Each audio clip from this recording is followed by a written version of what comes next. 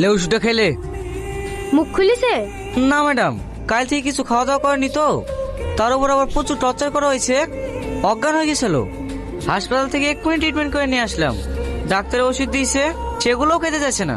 ঠিক আছে, তোমরা বাইরে যাও, আমি দেখছি। তুই কি ভাবছিস এসব নাটক করলে তুই ছাড় পেয়ে যাবি?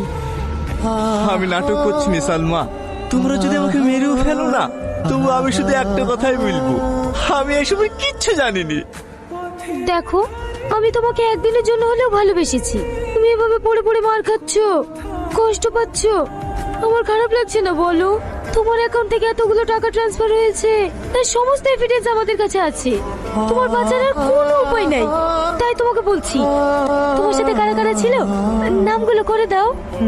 আমি তোমাকে কথা দিছি, ফাঁসির হাত থেকে আমি তোমাকে বাঁচাবো। আচ্ছা সালমা, আমি যদি শব্দ স্বীকার করিলি